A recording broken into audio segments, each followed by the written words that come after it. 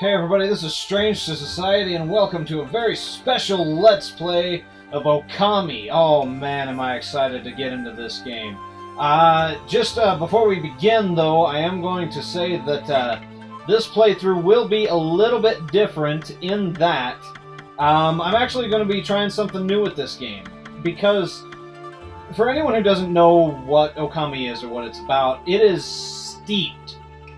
There's tons and tons of references to Japanese mythology and the characters and the places and everything else. So what I'm going to do in this video... It's going to cut out on me again. Okay, so what I'm going to do in this video is... I'm going to try and keep these as close to 15 minutes as possible, but at the end of every video that I put out, I'm going to take a couple minutes to talk about... some reference that was made within each video, and go into the history of it, and then what, basically just try and give you a little bit of information on where that reference comes from, what's going on with it, and all that other stuff. As you can see, I have all of these options here. We have camera control on normal. You can do it invert Y, invert X, invert X and Y. I'm going to put it on normal, leave the vibration on. Volume's the same. Sound output, keep it with stereo, sounds good. Video output, I'm actually going to put it on LCD TV. And confirm that, yes, okay. Oh, look at that, so nice and bright now. Okay, so what we're going to do now is, well, obviously we're going to start a new game. So, let's get to it. Okami. Oh, God.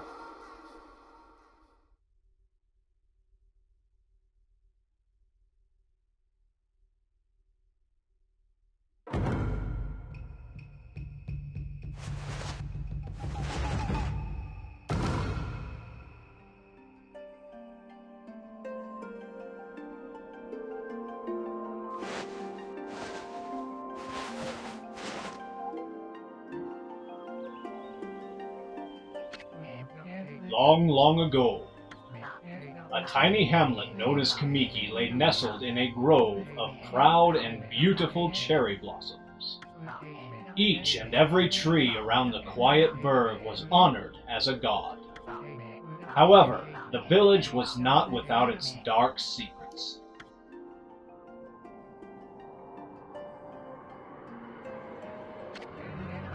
To satiate the appetite of Orochi, a fearsome cave-dwelling beast, a young maiden was offered as a sacrifice at the annual festival.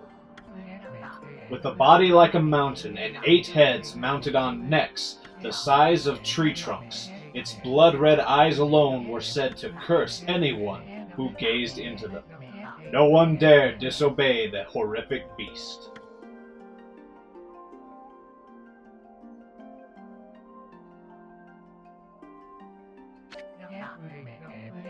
When the night of the sacrifice drew near, a mysterious white wolf appeared outside the village. This wolf, its coat as brilliant as snow, was dubbed Shiranui. The wolf kept a watchful eye on anyone who ventured outside the village, and made a habit of patrolling the streets at night. People assumed the wolf to be a familiar of Orochi.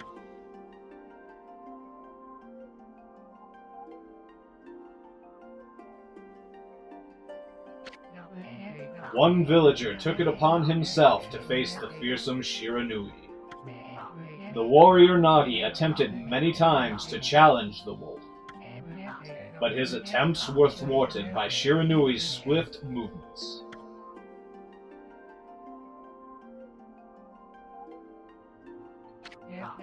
Before long, The night of the accursed festival had arrived.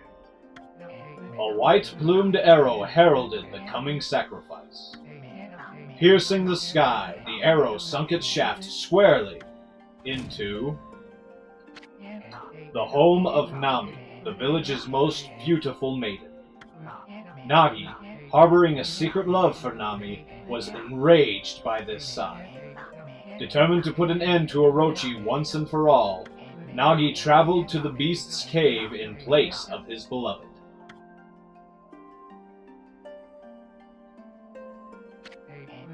The Moon Cave, a place as dark as evil itself, served as Orochi's home.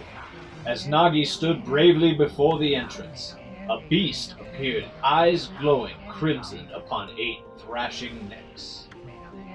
Orochi stood tall before him, anxious for another sacrifice. Nagi leapt with incredible grace, swinging his blade valiantly. On and on he sliced, well into the moonless night. But Orochi's hide was like steel. The blade left nary a scratch.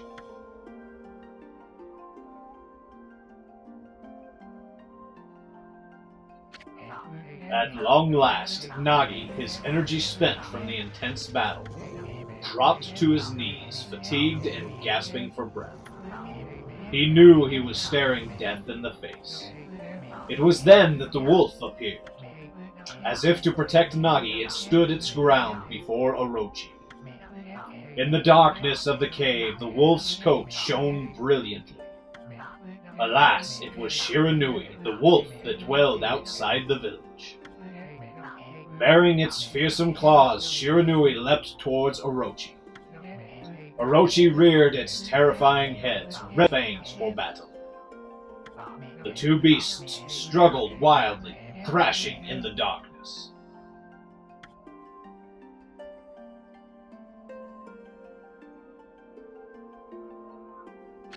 Mysterious and terrifying, the spectacle continued. Shiranui summoned gusts of divine wind to counter Orochi's flames.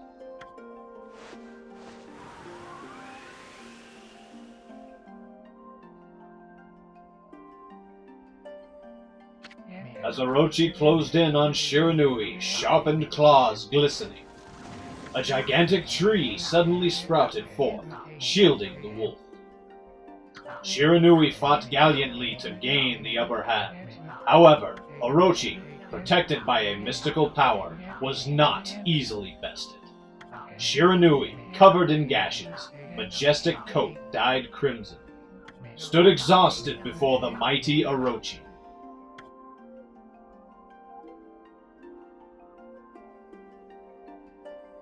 Orochi saw a chance to strike what would be the final blow.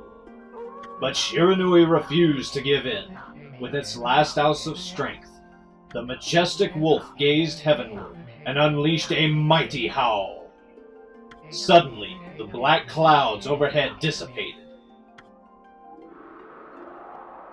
The light from above glinted off Nagi's sword as a beacon of hope.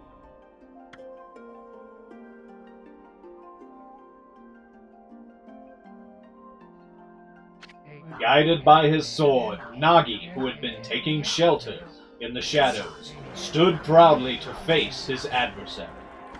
Channeling all his strength into his scarred and battered arms, he leapt ferociously toward Orochi, his sword poised high. The golden sword danced in his hands like a puppet on a string. One by one, Orochi's fearsome heads separated from their owner.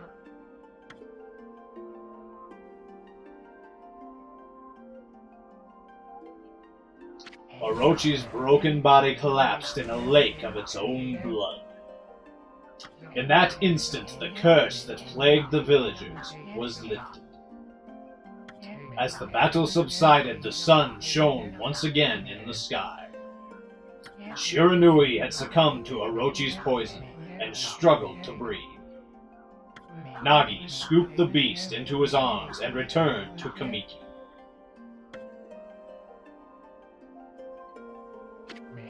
When they reached the village, Shiranui was no longer moving. The village elder gently stroked the wolf's head. In response, Shiranui let out a hoarse and pitiful bark, then closed its eyes and drifted off as if into slumber.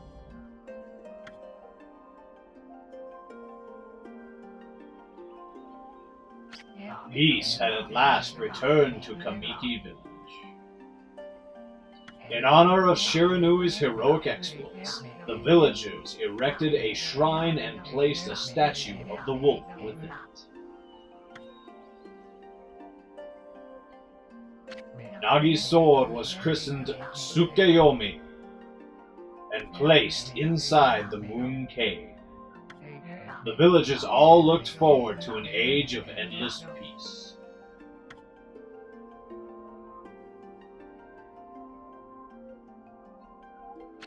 However, this is not the end of the story. There is more to this tale than most people know. 100 years had passed since Nagi and Shiranui's heroic exploits. It happened so quickly that no one in the village even took notice.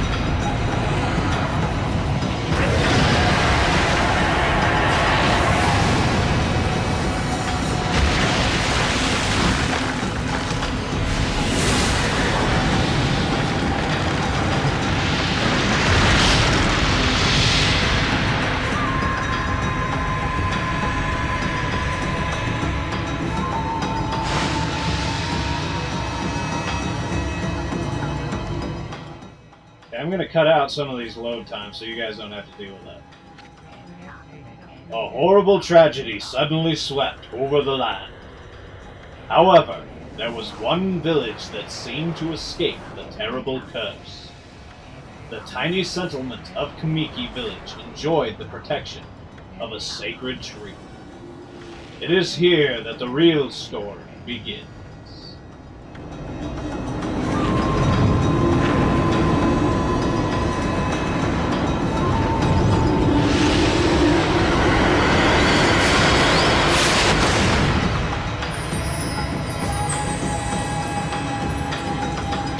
Wood Sprite Sequoia.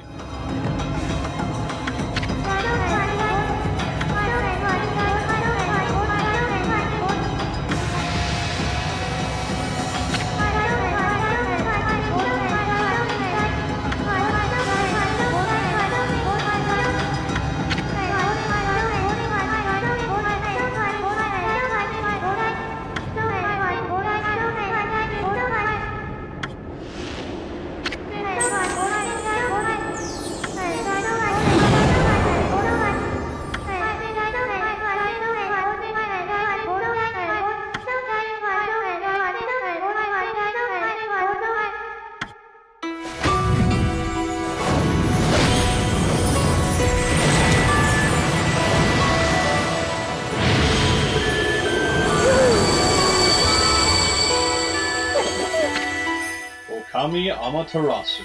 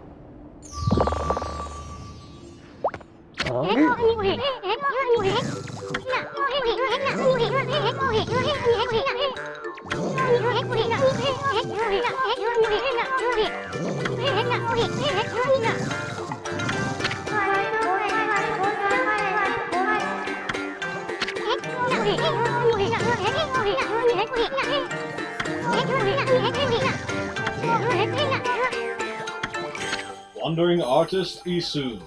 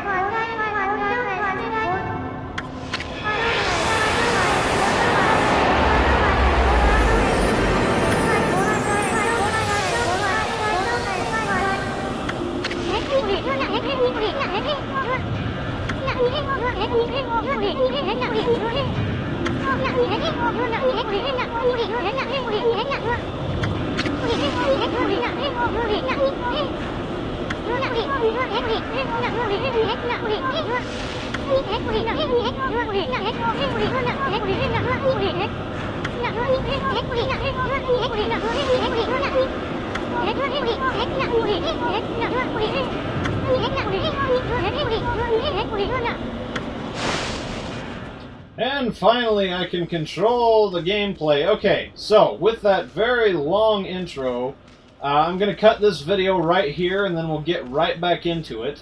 Oh man, I am so excited to finally be playing this game for you guys. It's a little sooner than I thought, but I had a special request for it, so I thought, why not? I want to play this game anyway. So starting in the next video, I will start doing those special little bits at the end where I go into some of the mythology and whatnot. So I hope you guys are looking forward to that. But as of right now, this has been Strange to Society, and hope to see you guys in the next video. Take care.